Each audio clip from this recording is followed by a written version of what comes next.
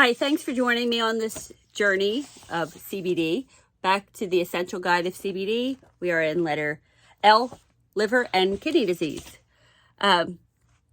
Remember, CBD is not a regulated industry. It matters most what the quality of the product is that you're using and that you're being consistent.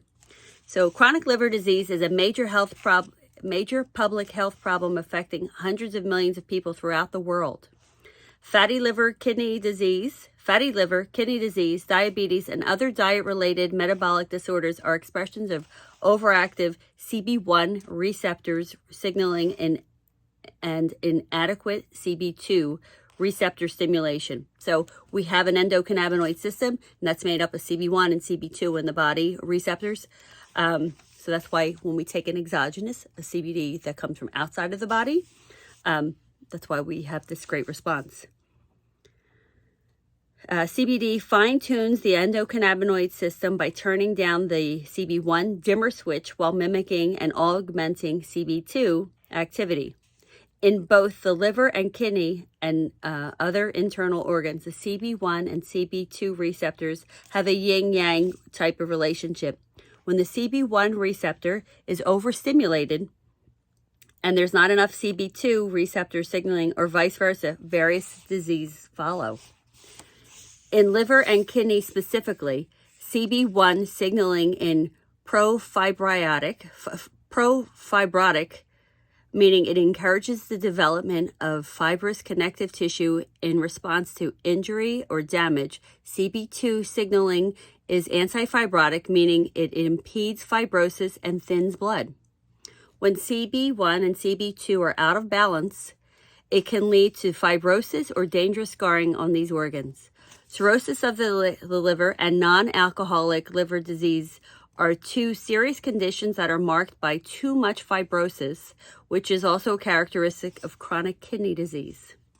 Effective treatment strategies for fibrotic conditions should aim to boost CB2 signaling while fine-tuning CB1 in the other direction.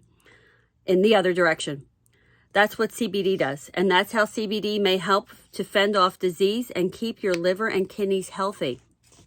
CBD's ability to protect the liver was the focus of a 2017 study published in the Journal of Scientific Reports, which examined the effect of CBD on mice that had been given enough ethanol to mimic chronic and binge alcohol use.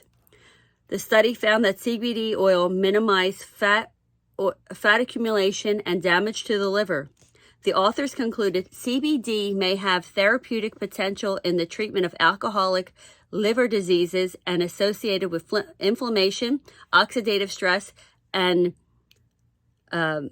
fatty change, which deserves exploration in human trials. Again, follow the money. In another study that examined the impact of CBD on liver health in animals, researchers gave lab rats CBD and other cannabinoids for 8 months. Published in this Cell Death and Disease, the study found that CBD killed off hepatic stellate cells, HSC, which triggers scar tissue in the liver. Not only does there not seem to be any evidence that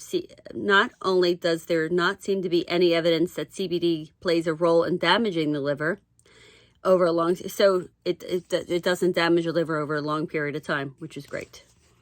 It actually seems that the cannabinoid may help to improve liver and reduce the effects of any damage done to it. So how about that? It's not going to damage it, and it may reverse some of the problems. That's pretty good. More studies continue to be required, particularly those involving human participants. However, current evidence appears to support the notion that CBD oil use is not only safe, but it may even have potentially therapeutic role in treating liver disease. Let me read that again. Not only is it safe, but it may have a potentially therapeutic role in treating liver disease. The assessment calls into question the FDA's warnings based on weak evidence that CBD may harm the liver. We'll take a closer look at these warnings in Chapter 10. So I already know that. I already went to Chapter 10, and it's not true And the quantity that people were in, that they associated with this, first of all, the study's wonky, but nobody takes that quantity. Nobody. If you have that kind of money, you still wouldn't be taking that much. All right, so that is pretty fascinating, right? So remember, quality is most important. Knowing where it's coming from is most important. I use a brand that is made in the United States. It's made in North Carolina. They own the farm. They own the seeds. They own the whole process. They own the bottling, and then they get it third-party tested. So they're not doing their testing on their own products. They own the entire process. So it's vertically integrated. So they have the whole process. So, and it's certified, it's US certified organic, which is very hard to get. And it doesn't have anything else in it that we don't want. All right. So if you have any questions, I'm happy to help you as always. And I hope you're feeling great. To your good health.